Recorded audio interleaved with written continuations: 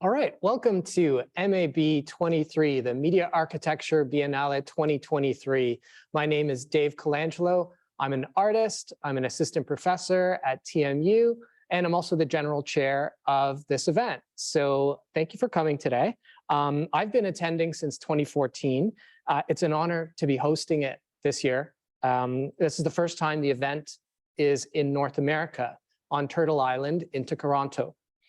We're coming to you from a virtual set at CineSpace in Toronto's West End on the traditional territory of many nations, including the Mississaugas of the Credit, the Anishinaabe, the Chippewa, the Haudenosaunee, and the Wendat peoples.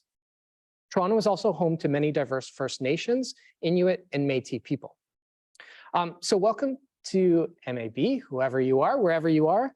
And no matter if this is your first or sixth time, this is the 6th Biennale. I think it's going to be a good time. So let's get started with our session for today. This is our 3rd symposium of the day, our first time in the studio though. And this one's called Provocations on Media Architecture.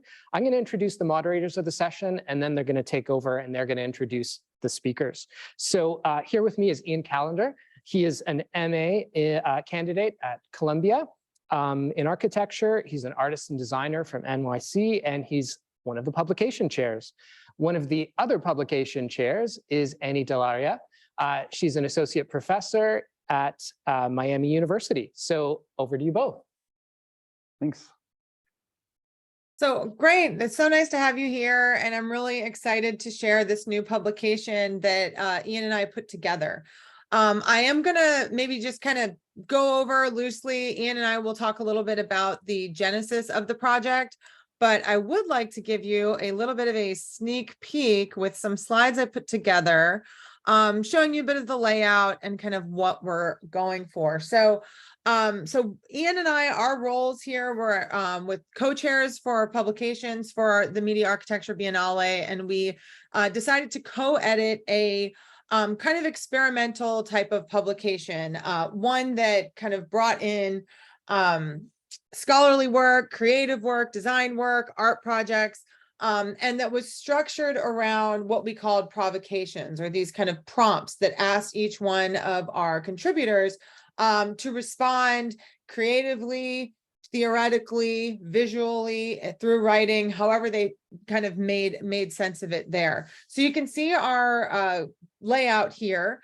You can see the table of contents, and it's structured and imagined as a quick response, exploratory, and interdisciplinary publication.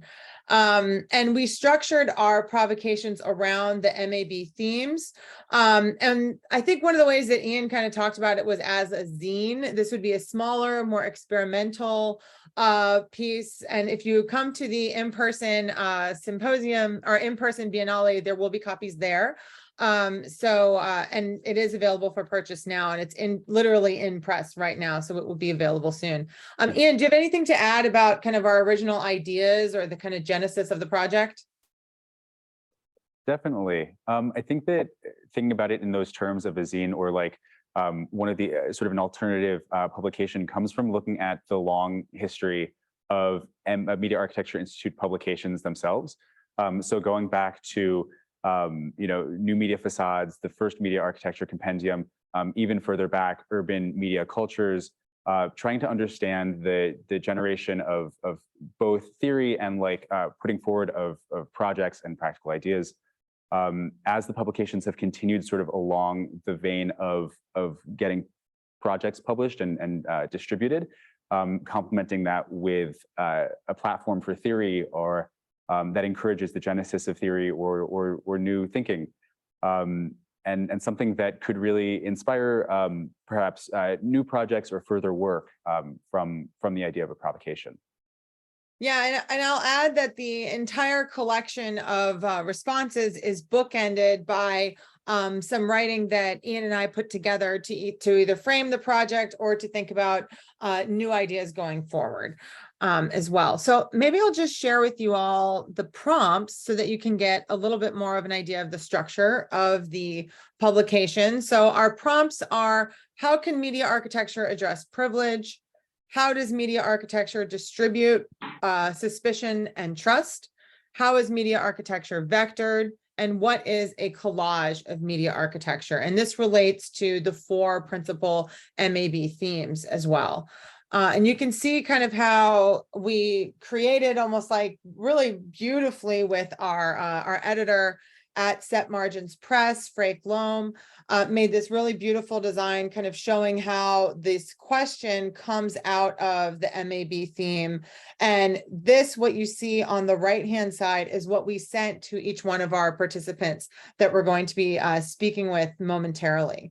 And to get to that, we have 21 entries from artists, architects, musicians, designers, scholars, and collectives. And we really were trying to think broadly when we recruited potential collaborators and participants for this publication. And we are so thrilled with the returns that we got. And we really kind of were thinking about people that would be good for specific prompts. And there was a little bit of moving around. Because of course, so many of these experts have the ability to respond to multiple of those prompts, but we were really trying to think, okay, who's doing work that's really interesting to speak to disengagement, who can speak to civic, creative, commercial, and so on and so forth. So without further ado, I would like to introduce some of our participants, and then we can have a little bit more of a discussion between us about their responses, about the book, and we can of course open this up to more questions from the audience. So Ian, do you have anything to add about kind of recruiting the participants or anything like that? I think really just so grateful for the amazing response that we got to all of the emails that we put out and all of the requests that we put out. People were so excited and willing to jump on board, and really grateful for that.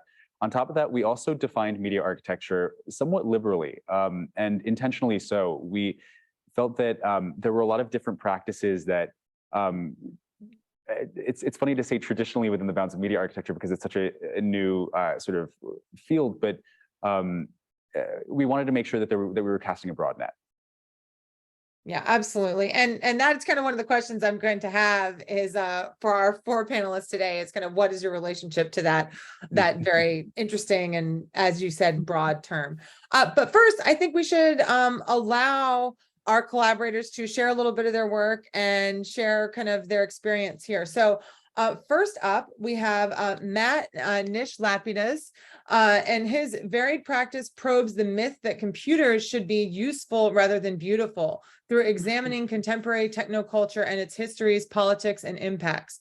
His work results in diverse outputs, including publications, recordings, installations, performances, software, and objects. Matt has performed and exhibited with ACUD Machnu, Electric Eclectics, Mocha Toronto, Interaccess, ZKM, and more, including many DIY and community spaces. You can find Matt online and away from keyboard under various aliases. Is that what it said? Yep, that's what it says. Away from keyboard under various aliases and collaborations, including MNL, New Tendencies, and Blink. So Matt, please take it away. And would you like me to share your image or would you like to speak first? Yeah, either way is fine. You can put it up on the screen if you want. I didn't share any images of my own work because I'm kind of short-sighted like that. But I was really interesting to be involved with this process. Media architecture is not a term I had encountered before being invited to participate in this project. But when I started to think about it, it makes a lot of sense to me in terms of my own practice and history. I'm basically a full-time artist and educator now. But previously, I spent almost 15 years as an interaction designer, working in and around different kinds of technology. And excuse me, and I think my reference point for thinking about media architecture actually took me back to one of the first books that I encountered as an interaction designer that got me really excited about thinking critically around technology in urban space, which was this book called Digital Ground by Malcolm McCulloch. Came out around 2005, I think, maybe a little earlier. Yeah, it just kind of brought me back to thinking about those daily encounters that we have with different kinds of mediated relations or interactions with people or places, and the politics and biases and affect of those experiences. Can you tell us a little more, since presumably no one has had a sneak peek of your contribution about yeah, the of course. image and about your response? Yeah, so it brought back a memory of trying to buy a coffee at the Toronto airport where they had a broken terminal, and the image that I contributed to go with my my writing is actually a picture I took that day at the airport of one of their many broken screens. And this experience of trying to do something that I do every day that should be very simple, that should be very convivial, turned into this kind of like Kafkaesque nightmare where no one actually had the ability to override the system, even when it was broken. And so this act of trying to just exchange a few dollars for a cup of coffee became this kind of like Baroque, you know, oh, well, that terminal doesn't work. And so, but I can't take your money because we don't take cash. And so like, there's no way to pay, and eventually resulted with the very nice person working there just giving me a coffee, which kind of highlighted the absurdity of all of this technological mediation, but also provided a really interesting kind of like rupture in the closed system for this very human interaction, where now we can just, like, the two of us just kind of connected with each other in the crevice opened up by the broken technology that would usually mean that I wouldn't have even talked to this person. Very interesting. And that was as in a response to the prompt, how does media architecture distribute suspicion and trust? So I thought that was a very interesting response as well. Do you have anything else to add, or shall we move on to Ekene? Yeah, I think we can keep going unless there was something you wanted to hear more about before we start discussion. That's wonderful. Ekene, I'd like to move to your work, and I will introduce you. Ekene Ijeoma researches how social, political, and environmental systems affect people and develops sound, video, sculpture, installation, and performance using poetic and computational strategies. Across these various media, his work exposes the systems unjustly affecting people and engages people in communally changing these systems. His work has been presented by Onassis Foundation, Exploratorium, the Van Allen Institute, Bemis Center for Contemporary Art Museum of St. Louis, many organizations, the Kennedy Center, Museum of Modern Art, among others. His practice has been supported by the New York Foundation for the Arts, New York State Council on the Arts, Creative Capital, Map Fund, Wave Farm, and the Kennedy Center. He is currently an assistant professor at MIT and the director of Poetic Justice Group at Media Lab. So Ekene, please tell us more about your work and your contribution. Hello, everyone. First, thanks to Ian and Annie for including me in this conversation about media architecture. It's not something I was thinking about before. It's not a way that I was thinking about my work, even so that it's in the built environment, even so that sometimes it's at an architectural scale. So it's good to think about media and architecture at the same time, especially in relation to how it can address privilege. And my contribution, it's centered around a work called Accounting, Boston, Cambridge. Accounting is a series of participatory public artworks. And this is the first time that it's being presented at this scale on this large scale double-sided video wall. The photo on the left is this is an installation that was at the MIT Museum, at the new MIT Museum, and the first exhibition of the museum in the new location. And when we started speaking about what I wanted to include in that exhibition, I first thought about this work. But one of the things that happened that brought it from, I think, just media to media architecture was that they wanted the work to be inside of the gallery, which is a paid gallery. You can't see it, but on this first floor, it's just the lobby. And then there's a set of stairs that goes to the first floor, or second floor for some people. And those are the paid galleries. And so being that accounting is a software generated live stream sound and video work that features locals counting to 100 with a different language and a different voice for every number, I wanted the public to be able to hear themselves without having to pay. So one of the first things I proposed was moving the work from the paid gallery to the lobby space, and then also extending the work from the lobby space to the sidewalk. And so that's why it's double-sided. One side faces the sidewalk and the other side faces the lobby seating, which there's like a stair seating that goes to the first floor.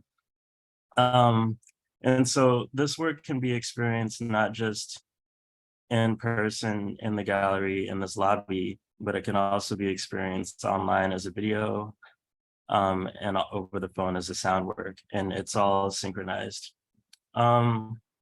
So that's the essay is centered around this work, but what I was thinking about in the work is one of the things that we do in this work, counting from 1 to 100 in different languages, is we start every count with the language that's indigenous to the language that was spoken in that region. So I was thinking about what it means to be producing this work in an institution within the institutional building, and also doing something adjacent to a language, a land acknowledgement, where we're calling a language acknowledgement, because we start every count with one in a language that's indigenous to the region the work is being presented in. And I was thinking, well, if I wasn't working within an institution, would I still have a language acknowledgement? Would I still feel the need for a land acknowledgement? And that's sort of what I'm thinking out loud about in this essay, is what does it mean to be doing that? And so the essay starts with, or I don't know if I'd call it an essay, but the text starts with, land acknowledgements are for institutional buildings. And then I go on to sort of think about like what that means. Yeah, so that's my contribution.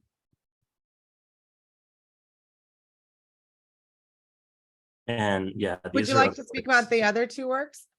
Yeah, these are, when I started to think about media architecture, I was like, oh, which of my other works could I also think of as media architecture? And actually, this is a work called Breathing Pavilion. It was my first public work in New York City. It was presented either it was 2020, or was it 2021? I can't remember those years. But it was at the height of, well, it was sort of, we were coming down from the height of COVID-19 pandemic in New York City. And this work was inviting people to reimagine breath, and both in public and in community. And so it's a series of, I think it was 20 columns that pulsate to the rhythm of my breath. And then the public is invited to breathe along with me. And so you can see people sitting around breathing together in sync. The thing about breathing is you really can't tell if someone is breathing in sync with you. You can only just feel, and maybe just maybe know and imagine what it's like, what that connection is. It's, it's something that's metaphysical. But I think when we are breathing in sync, like something happens. So that's sort of what the work is exploring. And then I invited jazz musicians who, at the time, for some of them, it was their first performance in like over a year. We invited them to either I invited all of them to do a 1 hour sundown solo performance. And I invited musicians that work with either wind that has to do with breathing and air, or drums and percussion that has to do with rhythm and breathing. And so each Tuesday for 6-7 weeks, we did this at sundown, and it sort of became a new ritual. Actually, thinking about ritual, yeah, I wanted to create a new ritual for breathing as a community, or synchronizing our breaths in public. And it's funny that now when I'm looking at it again, it looks like a sort of contemporary Stonehenge, which, you know, we would think of as having some ritual use for ritual. So now I'm proposing this new ritual for breathing. And then the other one I showed was called Heartfelt. It's a public work that was at the Kennedy Center. And as opposed to having people connect in a metaphysical way, this is very physical. It's a series of light poles that when you connect at least 2 poles with your body, it actually uses your body as a conductor to close the circuits between the poles. So the energy is literally traveling through your body. And then there are some poles that are further apart.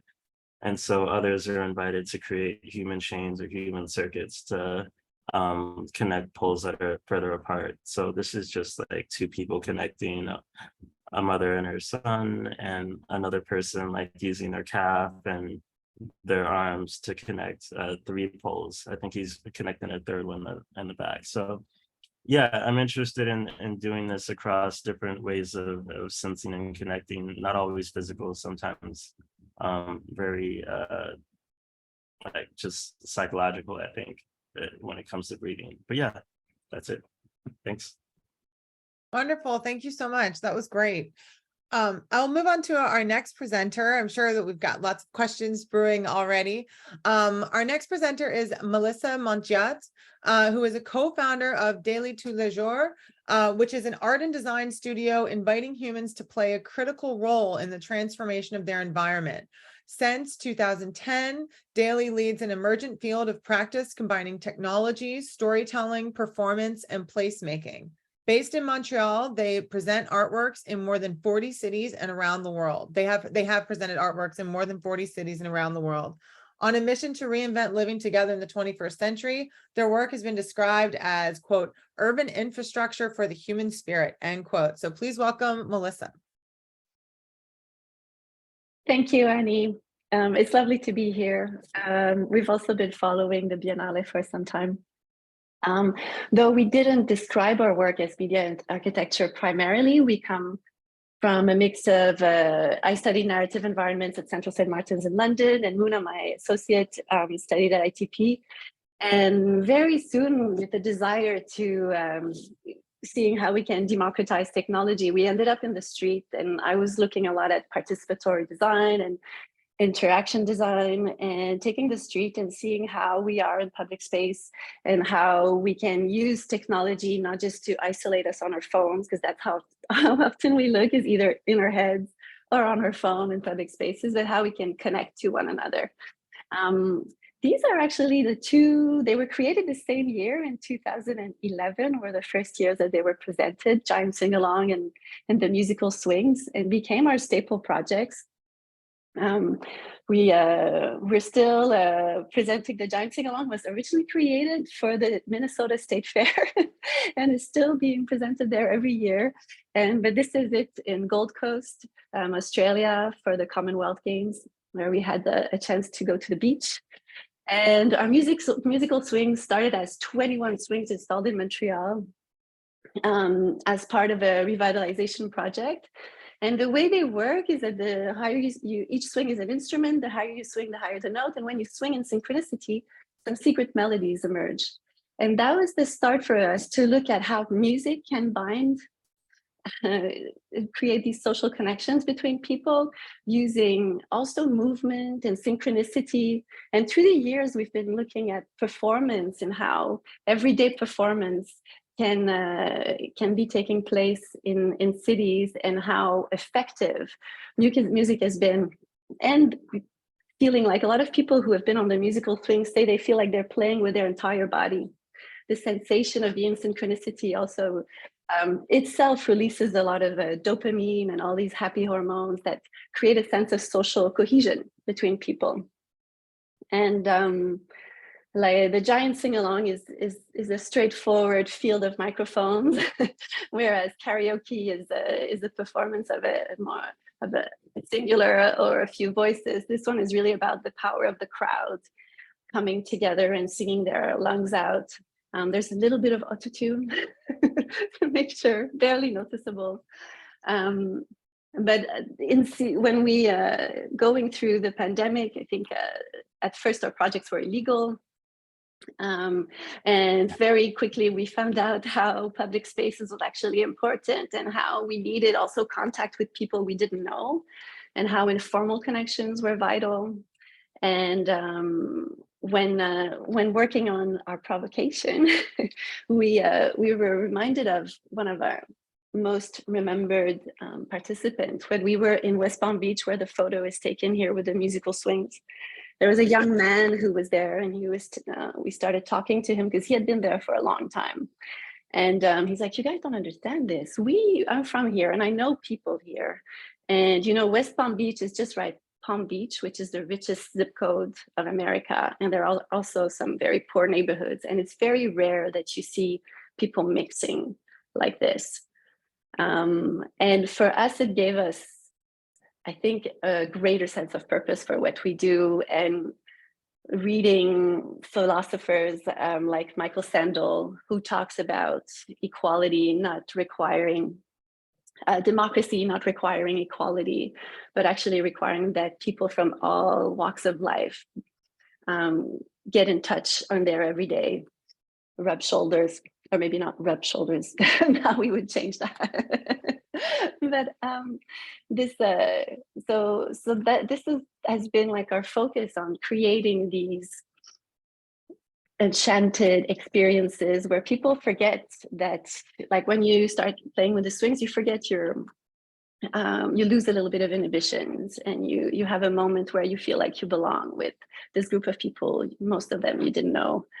And that's that. Great. Thank you so much, Melissa. That was wonderful to hear. So I think we'll go on to our last presenter now, and then we'll have some discussion among us and we'll open it up to a Q&A. So our final presenter is Anna Weisling. Anna Weisling is a practice-based researcher whose interests include music, interaction design, and visual performance.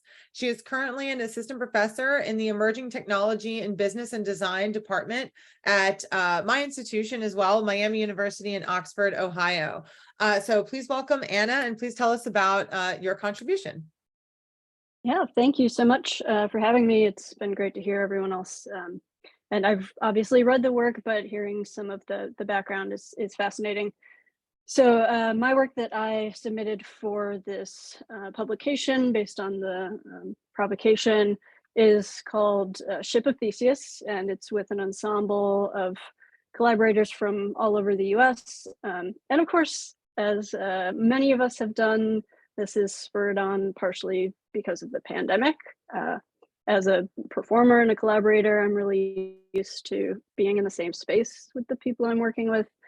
So this was a big challenge, and we tried to find a way to connect. So I partially chose this piece because it was literally a different kind of built space, right? A media architecture that we had not really had to grapple with before.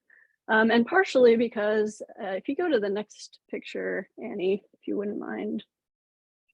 For the past decade, more than a decade, I have been an experimental performer. My instrument has mostly been my laptop. And here's a selection of pictures from that past decade, especially the early days, where you see a lot of people playing basses or guitars or biosignals, gesturing, being present in the space. And then if you look at the little arrows and sometimes question marks, those are me with my laptop in my lap, generally behind the projector or off stage, or, despite the fact that I was playing live, I was responding to musicians creating these live visuals. I felt very much disconnected, out of the space. I felt I lacked a way to gesture with my instrument. I felt I was, relegated to be basically an iTunes visualizer rather than a legitimate instrument and member of the ensemble. No fault of anyone else. It just comes with the territory of working with digital systems.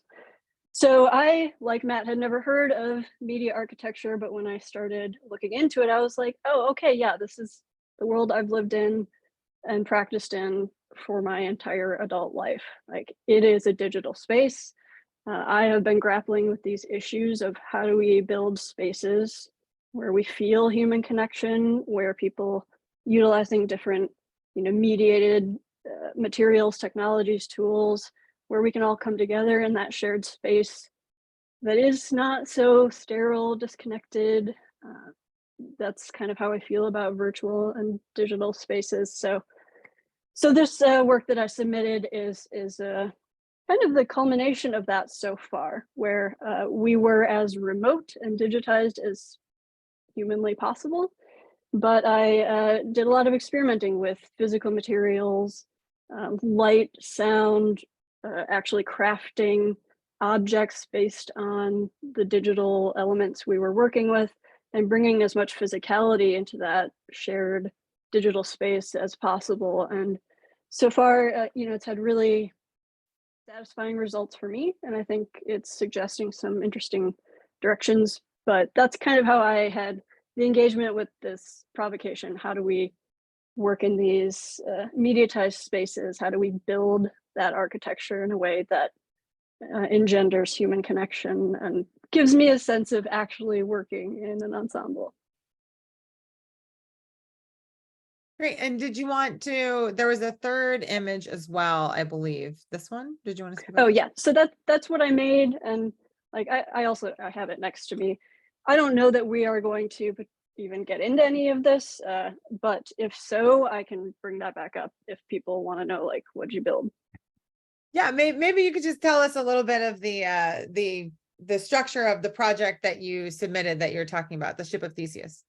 Sure. So all my other collaborators were obviously networked in from different locations, Wisconsin, Texas, all over, and they were musicians. So it's quite easy, as you know, from working with Zoom, to transmit audio.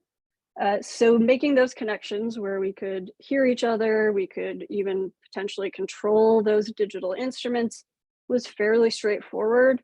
As someone doing live visuals, it's much more difficult. It's difficult to transmit video in general, but it's also difficult to have someone in Texas change lights in Ohio, right?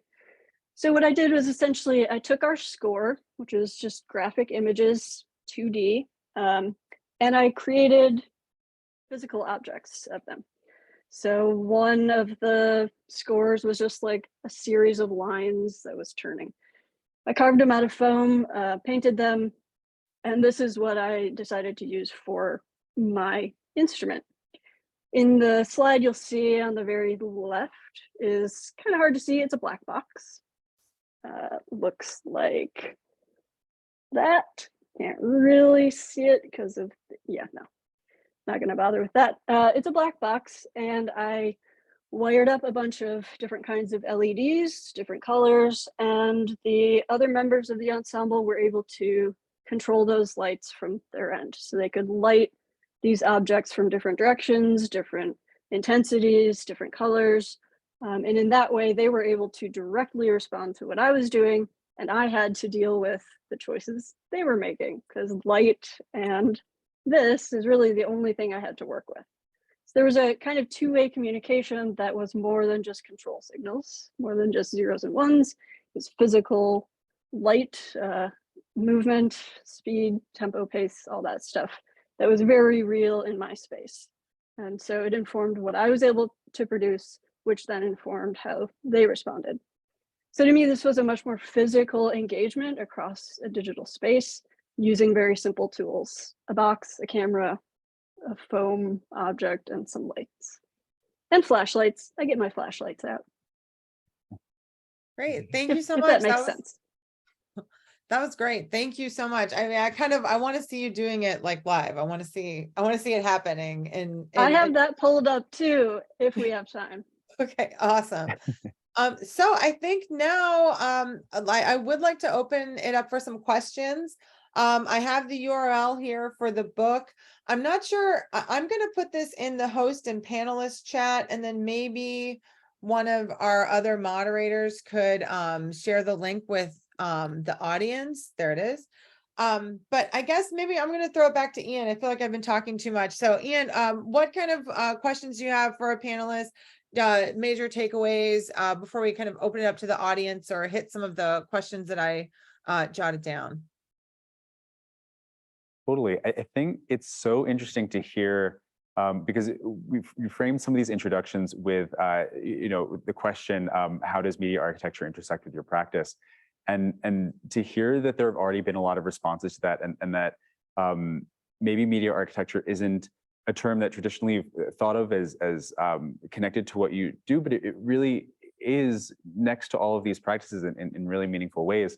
And it's cool to hear that it sort of panned out the way that Annie, you and I had kind of hoped, right? Like that was kind of took a leap there, and it worked. That there was meaning in sort of expanding these discussions or dialogues into these different modes of practice.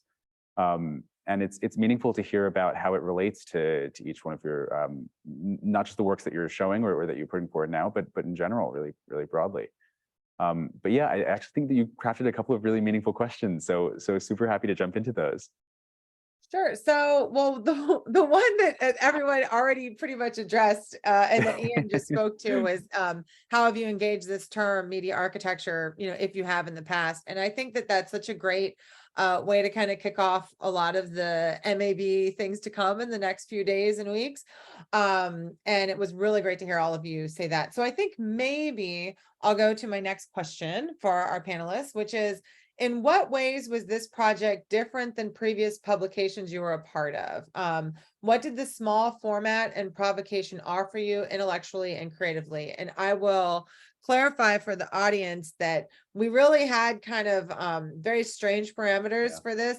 We really imagined this as being something that would be kind of quick response, that this would be essentially a provocation and urge to think. And the concluding text in the book, you will see, is this kind of like, what do we do with this information moving forward? Wish list format. So we actually told everyone that their entry should be, below 250 words, which is pretty short, especially if you're an academic like me. We're used to writing a lot longer things. So I'm curious kind of what that posed for you as participants, and you can kind of speak freely, and then we'll just kind of go through each one of you.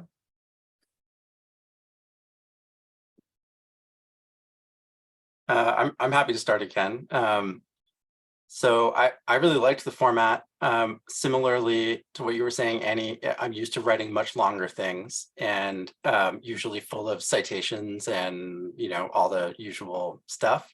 And it was I enjoyed the opportunity to try to do something that was a little more narrative, a little more off the cuff, like it was something that came to mind while reading through the prompts and some of the other material related to the event.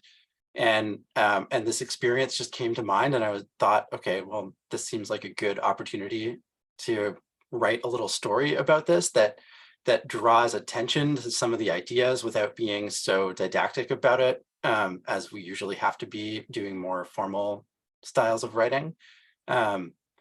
So yeah, it was I really enjoyed that, and the length put a great constraint on stopping me from over explaining everything and just kind of leaving the pieces there for the reader to make sense of in some way.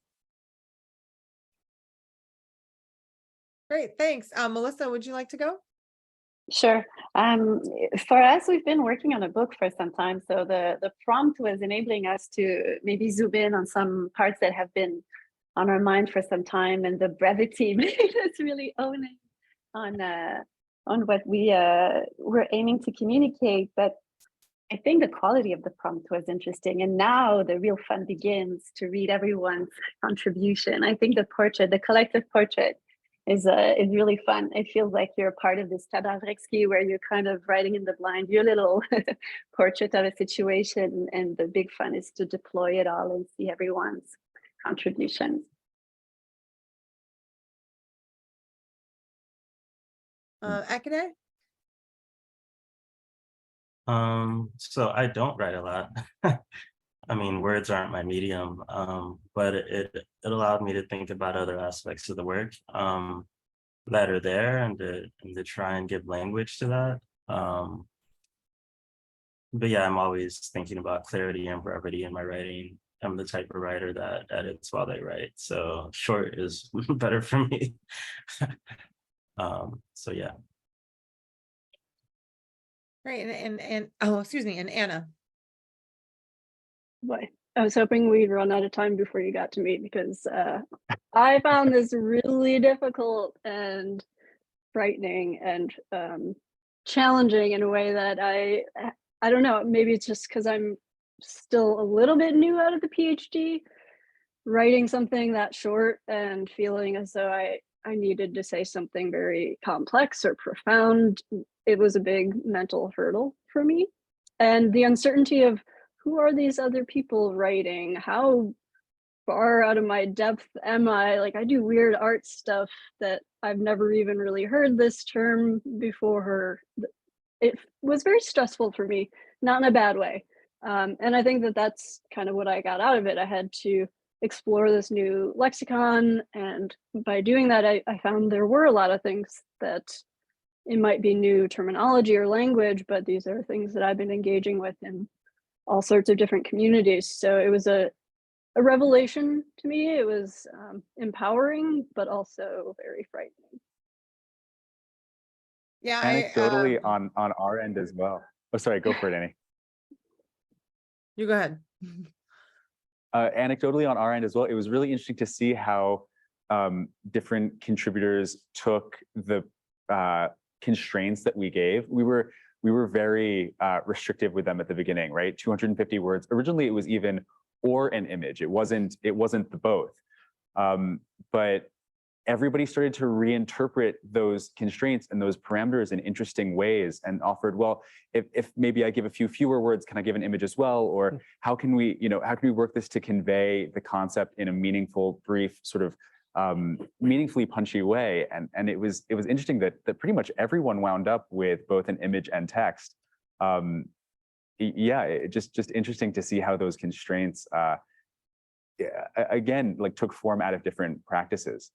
I think the intent that we had at the beginning was to allow for those different sort of means of expression if people were more comfortable in one form or another, to sort of level it out and offer, there are different ways to theorize or put forward theory that can look differently or in different ways. So yeah.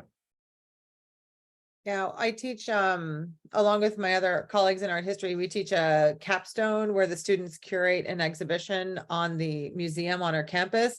And, that's one of the things that they learn, is that writing a museum label is like, which is 150 word max, is almost as difficult, if not more difficult, than writing the 8-page research paper on that object, because it's really about distilling so much down into something that someone can get really quickly. So that's fantastic. So another question I had was a little bit more broad, and that is, what do you see as the most pressing issues facing your practice? And on the flip side of that, what are some of the most exciting opportunities? And one of the things I was thinking about there, you'll see if you read the introduction to the book, like Ian and I were kind of like showing how the contributions in this volume are kind of finding a place between the kind of technophobic or the technophilic poles, that sometimes characterize the way we talk about mediated environments or media architecture. So I wanted to kind of think about those poles of challenges and opportunities in terms of your own creative or scholarly practice as well. So.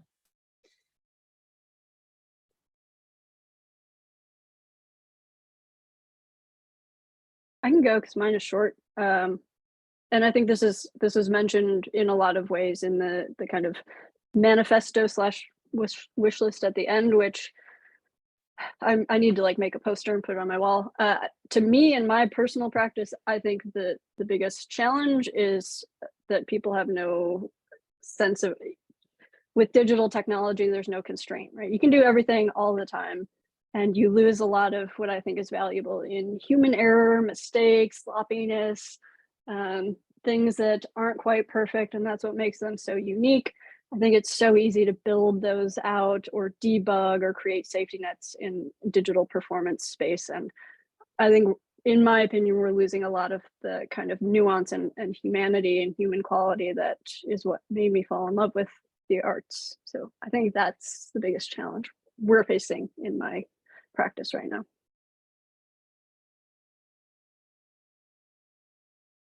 Great. Oh, Melissa, go ahead. I can go next.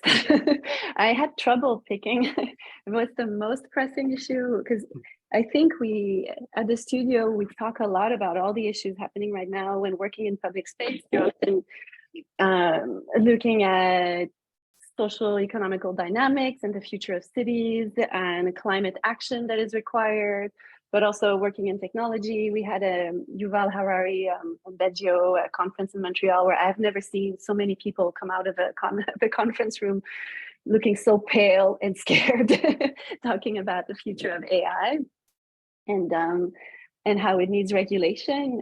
And I think one of the big concern is how divided and polarized and misinformed we are right now, and how we need to feel like a collective, and the bigger collective we've ever been, a planetary collective that we need to be.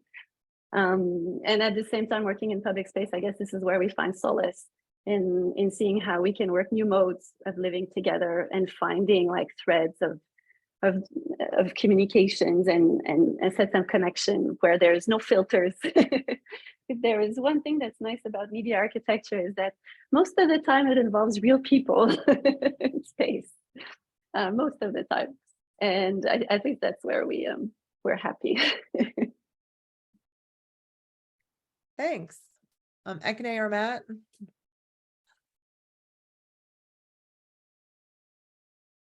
If you want to go ahead, you go for it.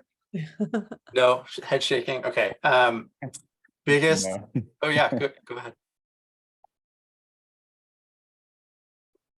Go ahead, Matt.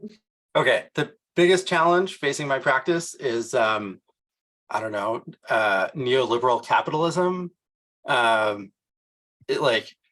It's hard to express. I mean, I'm very involved in a kind of like technology literacy question in my work, and I feel like the direction of technology, including so-called AI, which I do not refer to using those terms normally, is going further and further down a path of closing everything off and kind of siloing it behind paywalls. I mean, it's a neoliberal fantasy, right? It's a merger of creation and consumerism in a way that I find really disturbing. The rhetoric around it. And so a lot of the work that I do and the things that I try to think about with my own practice as well as teaching is building a better foundation of literacy around what these kinds of digital technologies actually do, how they actually work, what kind of agency we have in these systems, how to develop skills. I'm not talking about like coding, although that can be part of it, but how do we develop skills not in a functional kind of like productivity, like, I don't know, work sense of technology skill development, but in a really deeply personal, human, poetic, expressive, empowering way of starting to think about the role of these types of technologies in our lives and in our society. And so, yeah, that's my ongoing challenge. I feel like that's been my entire career, my entire life since I was like 7, basically. And that's still what drives me now, and what I see as like one of the biggest challenges facing not just my own work and my own life, but our society in general right now. So I'm curious, if you don't call it artificial intelligence, what do you call it? I don't know. I like there's a really great linguist and critic of this technology named Emily M. Bender, and she refers to it as mathy math, which I kind of like. I don't know, advanced complex statistics. You know, even machine learning is a bit of a misunderstood term, because learning in that context doesn't mean what we think of when we think of learning. It means like deriving unknown variables from the like iterative analysis of a data set. And so it's so wrapped up in this metaphoric language that I think has done a lot of damage to us, that I try to avoid all forms of anthropomorphizing when I'm talking about computers these days. Thank you. That is very useful as someone who has had to deal with chat GPT written papers when that wasn't the assignment. So Akane, would you like to share?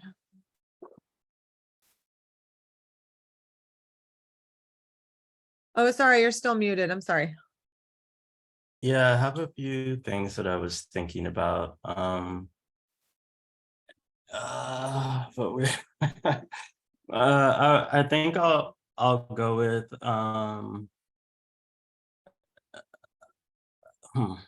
okay. Yeah, I'm thinking about what it means to be interdisciplinary, antidisciplinary, cross-disciplinary, whatever you want to put in front of disciplinary, and not being design enough for design, not being art enough for art, not being technology enough for technology, and etc., not being architecture enough for architecture. And the challenge being, I thought we were in the future, but I'm still feeling the pressure to actually conform to one of these disciplines when it comes down to it, especially within the institution, when it comes down to it. People are working in very specific disciplines that have their own language. I'm working across multiple, and at the same time defining my own language and voice still. And yeah, I think that is the challenge, is to stay interdisciplinary. And for the work to be seen, for the contributions of the work to be seen in those various disciplines. So with that, I will say it's good to be acknowledged in media architecture. Great, thanks. I guess we have a little time for Q&A from the audience. So I'm curious, Ian or Dave, if you have something else to share. Yeah, Dave, you've been alongside this process the whole way. So anything pop to mind, or? You know, mostly I was just kind of listening intently and getting really excited for these books to be delivered in a few days.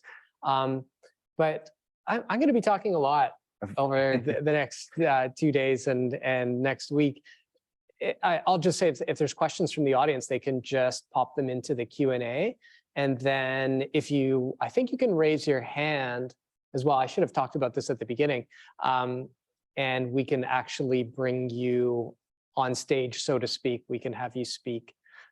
So I'll leave some space for that in case anyone wants to jump in.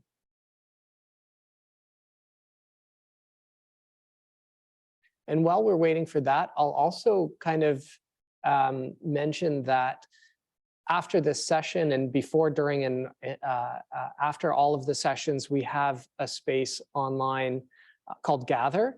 And there's a link in the program. And that's the kind of thing where, you know, if this were an in-person conference, after we had all these wonderful provocations, you'd want to run up to the stage and talk to Kenny or talk to Anna, or, you know, any of the panelists or moderators, and you can do that in Gather after. So I'd really encourage the speakers and moderators and attendees to go there after. There's even like a little mini lounge and a little bar, and so you just go hang out by the bar and see who you bump into. And the closer you are to somebody, for people that haven't used it, the closer you are to somebody, the louder they become. So you only really kind of get to talk to somebody if you're right up next to them. And I think, yeah, the Gather link is up on the chat there. Were there any questions from the audience? I'm not sure. I can't see them here. Okay, looks like Sherry has a question. Sherry, to whom we're also incredibly grateful for your contribution Yes, to, one of the the contributors. publication. Yeah. I can't really see your words on the screen here, though. I can read it. Might have to defer to somebody else. Cool. So We could also bring, if we could bring Sherry into the conversation, I think if you can, Yeah, that'd be great. there's click on the 3 dots beside Sherry's name and or go to participants, and then you could bring Sherry into the conversation. Yeah. Okay. That'll be easier than typing back and forth.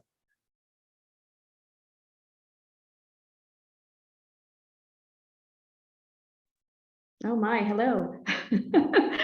Hi, Sherry. How's it going? I love this idea, and also the last question you just asked. And I wondered if maybe we could have an action at next week for the live conference and ask one particular provocation of everybody who's attending and try and gather their responses. So if it is like, you know, what do you think is the greatest challenge or opportunity or something in the future, maybe if there is one particular thing we could ask from everybody, it would be interesting to find out what the participants say throughout those couple of days. I like that idea. That's a great idea. The same. Okay, I'm on it.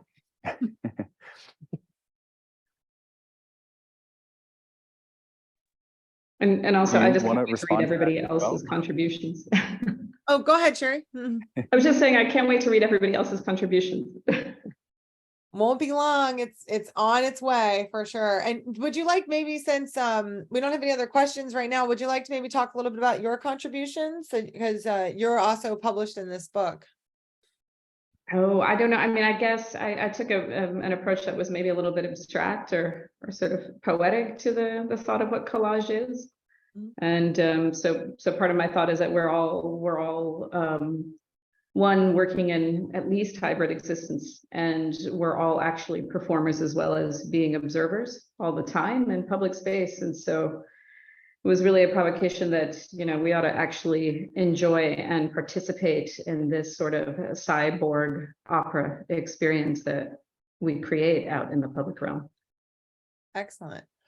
So we do have a question in the Q&A now from Effie, who says, you discussed the use of textual account and limitation for the book, but I'm thinking about the use of text broadly in media architecture, context, and actual installations. Have you encountered something like this in your practice that you would like to share? So could we, do we have time to address Effie's question about text, the use of text in media architecture? Yeah.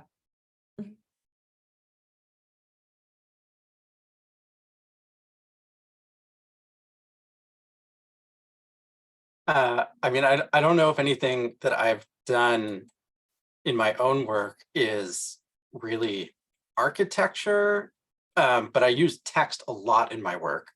Often some form of text-based system and displays of various types and sizes, sometimes even books. And these kinds of limitations, you know, like word count or trying to fit things into a screen, it's an interesting challenge in writing, because you really have to think about what can I say, or what point do I want to get across in this limited space or size, or, you know, how far away is someone going to be when they are trying to read it. And I think, I don't know, text to me is such a powerful thing, you know, for all from poetry to essays, it's or narrative fiction. There's just so many ways that we express ourselves through language, and written text is so different than spoken, at least in the languages that I am familiar with, which, you know, is no way universal. Yeah, I don't know if that addresses the question so much, but it's what the question got me thinking about. I have an anecdote with text. Is that the one time I think I remember the most textual project we did was called Rewrite the Year, and it was in December 2011 after Occupy Wall Street and the Indignados, and a lot of a year that had seen the Arab Spring and a lot of protests around the world. We wanted to pay tribute to that, and we were posting every day and a news article for every day of the year, and people were rewriting them as a way to take over the news and craft their own narrative. We know how political news headlines are. But there was one learning curve where it was a project we had done from a distance, and there was a skate park right in front of where our projection was. It was in Surrey, British Columbia in Canada.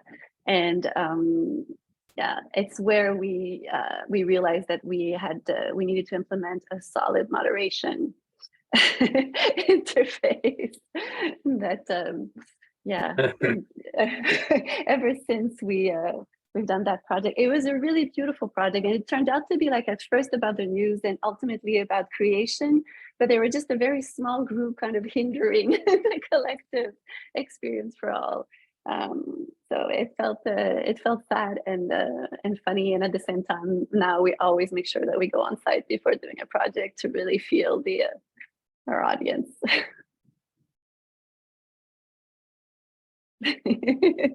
Thank you.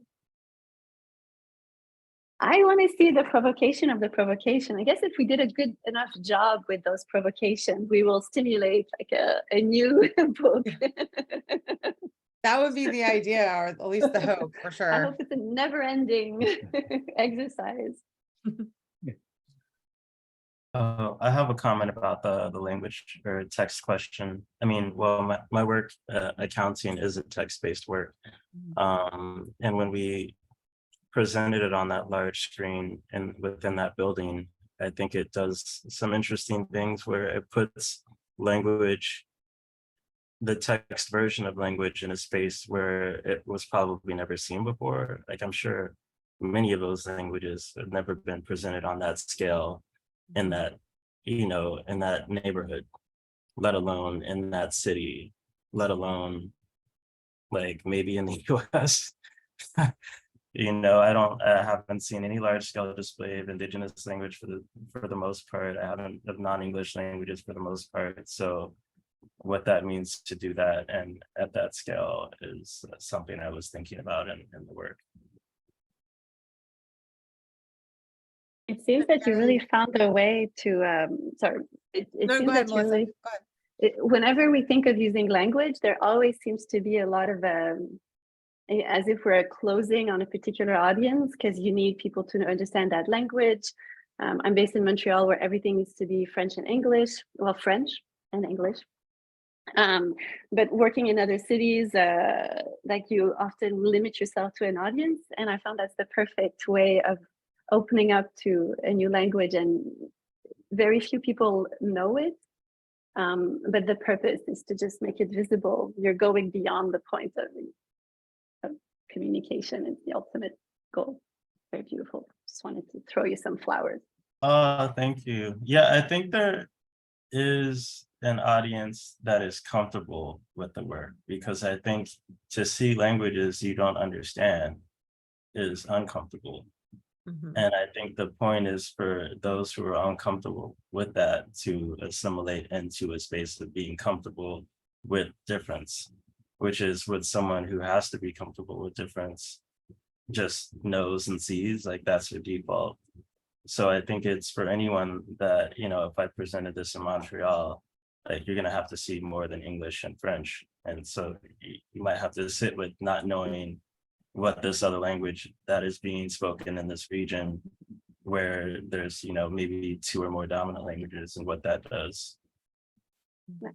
I think that with the kind of collective awakening that we are going through with indigenous languages, and how more aware we are of their disappearance, there's something really reassuring to see these languages up there. But knowing that I am not everyone, but from many of us who go through a lot of anxiety of seeing a lot of damage done to so many silenced voices, it's soothing.